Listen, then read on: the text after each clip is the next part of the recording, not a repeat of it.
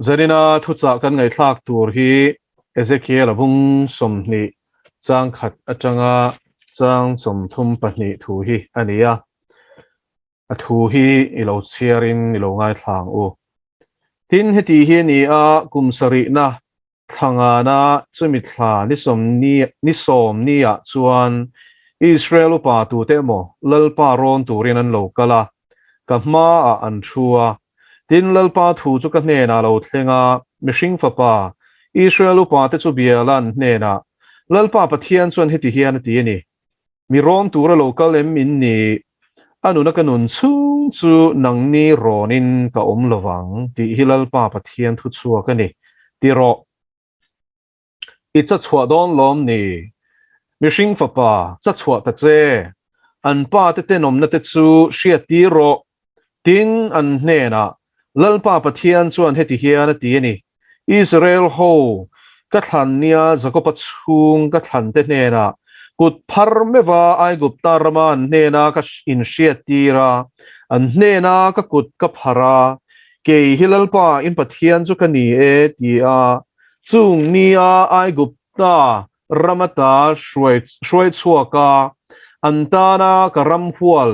nute tuile khoizu luan na ram zonga moi bera shwai lu tura ka kut ka pharnia chuan an hne na mitinin in mitamu thilten chu pai bo ula ai gupta rama milim te chuan in tibol hlo su ke hilalpa in pathian chu ka ni e ti in ka soya ma se ka chunga an hela min ngai sak reng lova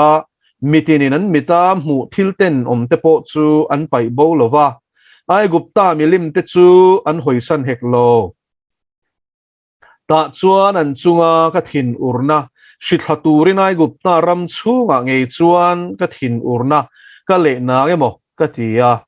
ma se ke ma ming hum hal nan ka beita zoka an omna hnam te mit mua ai gupta ramata hruai chuakin an hne na ka in hria tira chung hnam te mit mua chuan ka ming choi chiata lo nan chuti chuan ai gupta ram chua san turin ka tia thalera ka hruai lut ta a tin ka dan siam te chuti chuan ai gupta ramata chua san turin ka tia thalera ka hruai lut ta a tin ka dan siam te chu an ma ni ka pe a ka thurel te chu ka en tira chu mi in an zom chuan an nun na tur ani he hi chin che ila chang som pakhat na chu mi an zom chuan an nun na tur ani chu ba ka keile an ma ni in kara chin chia nan ka chol ni te chuan ma ni ka pe boka ke hilalpa an ma ni ser sang tu ka ni tian hriat theih nan ma se Israel chung te chu thalera khan ka chunga an hela ka dan siam te chu an zolova ka thurel te mi in atia anun na tur chu an pai thla a ka chol ni te po na sa takin an bo chia a ti chuan thalera chuan an ma ni ti boral turin ka thin rim na chu an chunga ka le na ngemo ka tia ka hruai chhuat lai hretu teng hnam nge mit mua ti chiata a lo nan ka ming hum halin ka veita zo ka ni chuti chuan thalera khan ka rampe nute tuile khoizu luang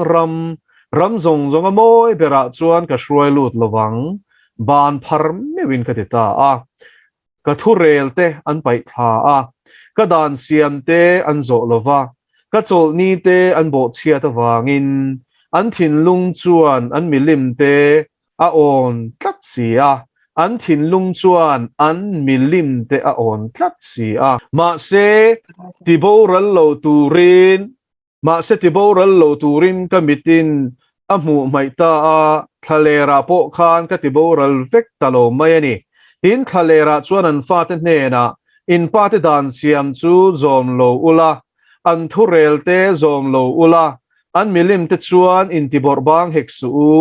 ke hilalpain pathian chu ka ni a ka dan siam te zo ula ka thurel te vong ula zom ro u ka chol ni te ser ula keile nang ni in kara chin chia na nianga lalpain pathian chu ka ni ti in hriat theih na ani don nia ka ti a ma sen fa te chu ka chunga an hela ka dan siam te chu an zo lova ka thurel te mi in atia anun na tur chu zom turin an vong hek lo ka chol ni te chon bo cheta a thalera khan ka thin urna hri thla turin an chunga ka thin rimna ka le na ngemo ka ti a ma se ka kut ka suma ka hruai chhuah lai hretu te hnam nge mit mu a ti chiata anom lo nan ka hming hum halin ka ve ta zo ka ni chu lo po chu hnam te zinga an ma ni ka ti daranga ram tina ka ti trai tra mang thalera khan kut phar mi vin ka lo ti a ka thurel te an zom lova ka dan siam te an pai thla ka chol ni ten bo chiata an pa te milim lam an hoi zo ka wangin chu lo po dan siam thalo chu ka pe a an nun lo na tura thurel te nen an thil don chul keu tu zawng mea an pai na chuan an ma ni ka ti bol hlo a ka ti khohara atopa lalpa chu ka ni ti an hriat na turin chu wangin mihring fapa Israel ho hne na thu soila an hne na lalpa pathian chuan heti hian a ti ani in pa te chuan henga hian mila soi che cheu ani ka chunga bo chiat a thil an tia te hian kut phar me wan ma ni ka tiam rama hian ka ron hruai lu in tlang sang le thingbuk lian an hua pianga anin thoi na ten hlana an thil han thin ur thlak tak mai te chu an pe a an rim tui ten siama an tur thil han te chu an bun chuak si a ti chuan ke an hne na bol mun in kalfo na te hi eng in ti na nge ni ka ti a chu ti chuan a hmingatan vo in thleng hian bamati anita e tiro ti chuan Israel chung te hne na chuan soila lalpa pathian chuan heti hian a ti ani in pa te ang zelin ma ni in ti bol hlo in an ten om na kong te chuan in hurbo ani mo in thildon in hlanin in fa te mea in paya vo in thleng hian in milim zong chuan in ti bol hlo ani lom ni nang ni ron turem ka ni o Israel chung te u anu na kanun chung chu nang ni ronin ka om lawang ti hilal pa pathian thu chua ka ni kan vela nam dang o mi te anga thingbul lungbul betur kan ni in ril ruin in tina a in ni top lawang lalpan athu thiang lim kan siar tak te kan zatan malmin som sakro se ole zanina pathian thu thiang lim kan ngai thak tur hi Israel te pathianina ado theih zia angil nei zia khongai na le lailat na nga zia te kan endona chuti rualin Israel fa te ti mo zia rinom lo zia le uire na sat zia te kan ngai to dona ti chuan Israel te nuna changa ke ni ina I tunlai thuthung thar ring tu te na ko shan te na kan zir tura kan kai lu dona ni hela hian Israel pa te kha zudau pa te ani ang chu achan chu Ezekiela hi zudalal ram chemek chetur a khanina oma ti chuan chung huna chuan pathian in sa takin Ezekiela hi a manga a autira I sultan na khanin ni po shroin oma ni ma silangin I chuta chang chuan pathian in Judai rama Israel rama upa te ina an bo chiat te a mu ti te bung riat le bung ko a khanin kan zir ho to a hela hianin Israel upa te chuan an ron rom ta a ta chuanin pathian in a chang ta ni hela pathian in a chan hi a chuak chal na ni zo ka ni chu kan hria ta ngai ni a chan chu engwangin nge sala an tan tia khanin lut ta phot ta ela pathian la kan rinom lo wanga ni chu mai po ni lova pathianin an sim na turin zol nei pakhat mai po ni lovin zing taka ka zol nei te chu ka tir thina ti ti chuan chung zol nei te chuan ti dan chu la li suan thu thung thar lama po te khin thu te na soya a chen an deng hluma a chen an vua a chen mual pho tak za thak takin an siam ati ni tu tiang chuan lalpa zol nei te kha Israel fa te chuan an lo tin nom na china Isai chu ara in manase hun lai khanin an zai bunga thing koronga khan atlan lu ta a thing chop khanin a lai taka mai khanin an zai bung ta ni ti te kan sia hebrai bung song pakhata chumi chanchin chu kan hmu ni tin chu tiang bokin lalpa zol nei za chu khandain an sa hlum tira chu tiang chuan jeremia po tui chun chhuah tem pai tha a chu tiang chuan voten to ka jeremia po a lekha zial ken te chu lalin mea te hal sakani chu tiang chuanin a thukeng tu mai nilovin pathian thucha thleng khan an doa ta chuanin in mi ron turem mi kani atita ni lalpan voini hen kan shia tu chu pathian ni kan du hun huna kan au theih an ni lo ti lai he kan shia te langai tat voini hen pathian chu zangai tak pathian ni ti chu kan shia ni tro lali suwa chuan tu po kan hen local chu kan nar lo anga ti ni amar chu voini hen pathian in kan nun hi a shia kan thinlung put zia hi min mutlang chiang ema Pathian ngai sak reng lo an sahim na turatana an thaphan nia an mang an nia pathian aule chu si ho te hi pathian in a chang big don lo ti te hi bible a hian fia tukin mun sang a zia ka chung zinga chian berna pakhat chu thufing te bung khat hi ni ta chuanin fin na chu ko thlera dinga awani tro mimol te local ro fin na ka zirti rang cheu ti ni tu nghe chú fin na ti chú isai bung som pakhat kan share chuan lalpa tharau fin na tharau ti ni chu vain helai thu finga fin na ati hi tharau thiang lim ani pathian tharau pasari te ti in thupuana chon kan muwa isai bung som pakhata chung tharau pasari te choron soi fe a lalpa tharau fin na tharau aron te chowa shiat na shiat thiam the na tharau chak na tharau te ron ti lalpa chi na tharau chu wangin chu tharau thiang lim ni na pasari ze pasari nei chu thufinga kan hmu a shiat thiam na te shiat na te kan nei the na turata na ama pan tural pa min som na ni a tharawa pathian ena mishinga an pia siang suala tu cheto te an ne na hoi kir tura som na ani ma se nang ni chuanenga man ngai lo ti tro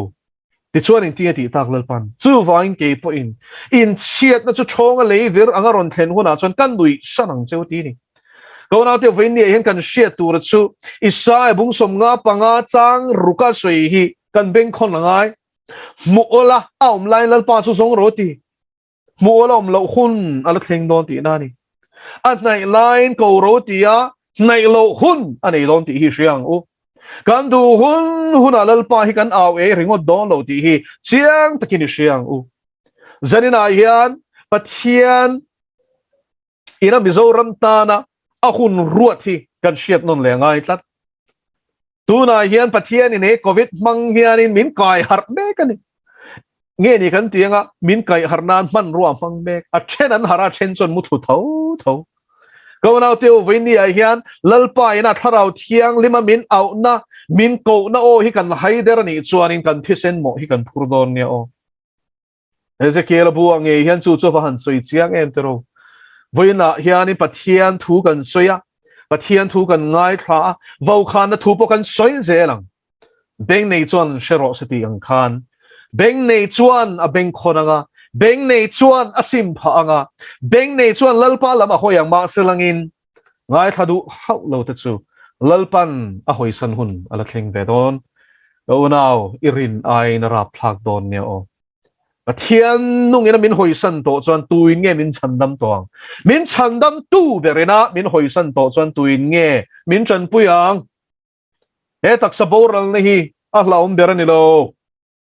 chatuan shem mun hi ni hlau tur chu mun chu lali suang e point hlau turin min zir tir ni mihring taksa ti hlum the tharau khoi thelo chu hlau chu tia taksa ti hlum nu tharau chatuan shem hun thak the pathian nung chok chu hlau ro ti ni Israel fa de chungcha ga po pathianin athuan oil wangin ram tia ma khan shroilu tuminai gupta chang khanin patling ringot po noi nga ani trowan achwa pui kha nima selangin chung patling rualte puitling rualte anu tling po niang chu kum som pariat chung lam to phot khachu ram tiama pathian in shroilu tuma e khai kan theilo antia rin hlel na vai na lut talo ni khatero với ni hian in pathian tel lo chuan in rama hian kan lut thei don lo ti hi chial takin siang u chu rama lut tur chuan rin na ngai lalpa hi ring tak takem in zotro i ring tak takem a thil ti thei nei ring em he hun nu nga thil lo thleng tur bible na chiang takamin shil lok chu timothy thom bi bung thum a khana ni thil sang sang a soya ti ra chuan in chang khat na chuan in hun khir tak te lo le thleng ang ti ni chung si a chuan man enge mang era pian pui nei lo ti te chadu hau lo te thunu don lo te nu le pa thu oi lo te mi chapo te in ti ve te kan van kim to em te ro khang kha ma selena to perasoi hi tun khunata na poi mo em hei hi kan ni lo na tur hian kan film khurangai ni pathian ngai sak an nei anga chu chu sa khwa nei ni pon lama in ang dewa lang si zanina po baptist ko shan be rual thu zera chuanin kan zir khatero lali su krista she tak tak si lo hian azui tu kan lo ni ve mayem ama ne na thara wa in zom na nei si lo hian lalpa kan lo ti thon ve mayem lalpa nen hian in zom nei nei lo ni chuan ka u naw thamuang enom su lalpa ne in lai chin nei la nei lo a tharau thiang hlim mi la chang lo ni chuanin in thamuan mai su sa khuan ai na chan nam non lo che nikin ni a chon lalpan ka hrengai lo che ti hi kan ngai thang ti hi awarap thak em tero awat la om em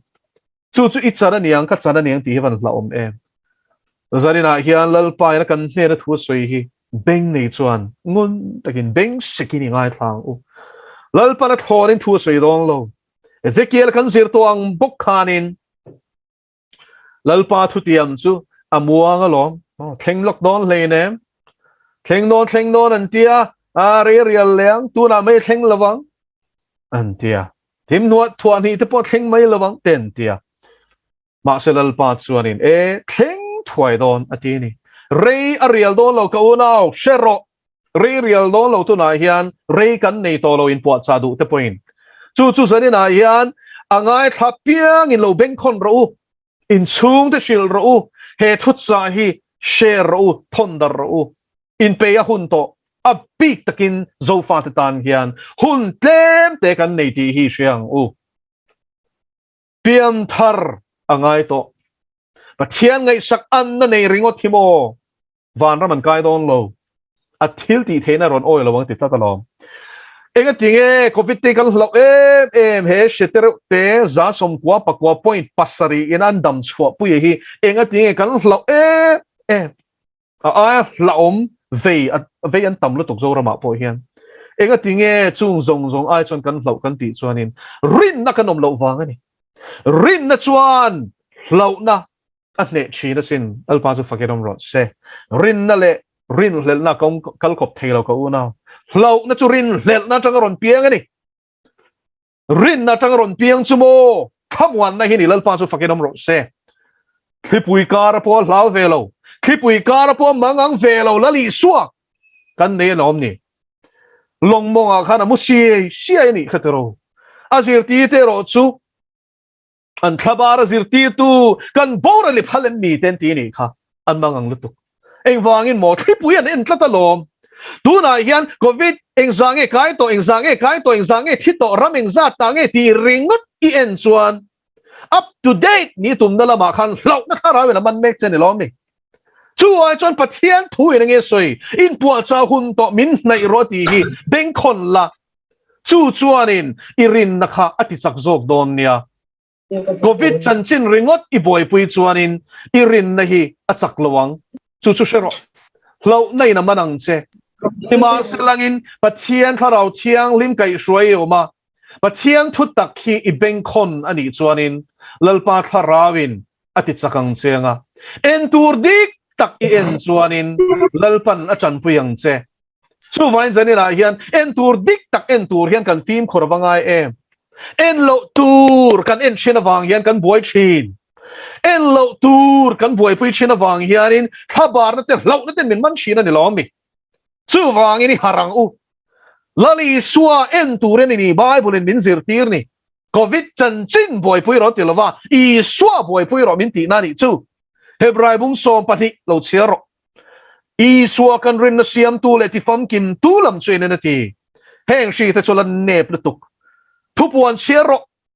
chu ta lo thleng tur chu mo chan chin tha a chuanin mi ril ru chu thaphan nei na la khatang an thil mu te wangin a ti sin tuna yan khovel ina mabak chiat na rap thak tak tak thupuan en ziak te hi alain herchan lo re re alain herchan lo re re heng mai maya po kan rin nang hi nga ni chuanin engting nge mo o hok chung te chu kan ma chon te lo nang le lali suwa kan en hi wangai em una te peter chuan lali suwa en khan in tui chunga ke na kalani ma selain I suwa a en lo chia Thupui le tui phone a en khan a pilani khatero Thupui le tui phone in rin nan siam lo rin na an la bawarin lel na an tua chu chuan lo na siam chu ni tu na hian ring tu te kan boy em na chu en tur lali suwa kan en lovani kho u ikir leang u kan sandam tu ne na hian ikir leang u tur huna hian he shi ring tu chatak tak te pon an vei tho a chen chuan an thi pui to ma selain mo he shi nan me anilawa lali suwa krista an ril ro fu tak chuanin chu shi chuan a ne chuang lo re re nat na khuma po thlamuang takom ti tu ni tin tam takin andam pui to kai mi lo tam tak lalpana ven tlat te nom bokani kan pathian hian min veng thei ni ma sela min veng lo ma sela lalpa hi kan chuang tho tho tu rani ko nau teu ring tu chu engdin huna po ring tu ni tu rani engdin huna po ring tu ni tu rani chu vain lalpa a so hian rin na hatla lungpui che ve ngai lo dang lam ve ngai lo lali so krista I nga chuanin eng shi po lo leng ang miang indo thu thang ron tle ang miang kan hlau chuang hek lawang ati kha samsom li le parukna mo tlang te tui fin riat mong te apo in son ma sala kan hlau chuang hek lawang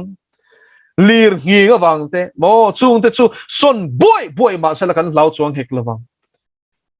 hallelujah zanina hian theory ka soilo ti hi pathian ro puinan ka soilo man dewa lir hing fak kha kan la hriang chu te ro ti chuan jing dar li bor vela hian lir hing ma chi khanin lalpan min kai haraniang chu ka har hlol me zana hian pathian khoi na zara tui takin lalpan min mutti china maro chu khami zan khan lalpan e min fia te poniang chu ka hre to lo le lir hing ma chi hian ka hara sitting room hian in sofa hian ka mu ni ke ma in ta chuanin ka pi sofa ka mut lai chuanin ban chu aron soi ta dot me ni chu lir ron hi ngani ang hi ngani bo ka tia ka en renga aron hi na sa tela a thu ma ka wa deo so na lam ni lawin kan naw te chon rak chel chul me zana tui ta kan mu si kha a kong khar leng lo khop ka ni no to ta ni anin pal nok no ka ni o meti khan ka en renga aron hing na sa tela amaro chumo ko naw teu ke ma om lali swa wang zo kin ka hing lo re hlau na chete ma hiom lo ni chulal pa chu fagerom ro se ka thlir renga lalpa tlan chwa chul ani chon min shil ro khakati maya ni achul ta lem lawani cheng ma mi ron shil lem lawa ko naw teu lali shu ang chunga mi om chuanin hlau ani lawani lalpa chu fagerom ro se zo ana le khathon pakhat na chuanin mangai na fam kimin hlau na anot kyang china titlak me ni lali suwa krista chu mangai na chu ni a lali suwa krista kanom fam kima ke ma ni min lua fam kim bok chuanin aman hlau na not bo chin ti na ni chu va huai sen tum lamani lo chuan tu reng ma kan ne lo lali suwa lo hi ama chu lali suwa thara ve na min lua kha chuan chu hlau na chuan kan nu na hian mun chang lo ani lalpa chu fakenom ro se ko naw teu lali suwa kan onem lalpa thu hi ke ma ni hian a riak ve rengem ta chuan ama nen kan leng dun chinem a o kan shia em lalpa thamon pui khopin kanin pom chelem o zanina hian lalpa tharawin khoi thar che ro se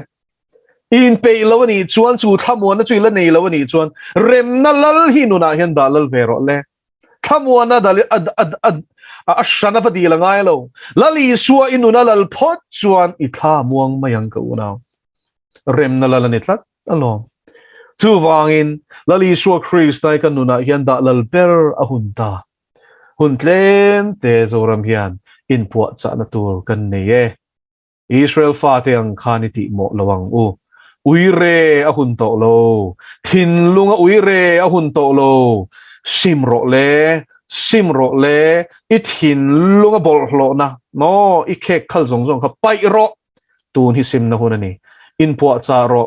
khuat lai ma hian lalpan a thu kan sei tak te kan zatan man min som sak ro se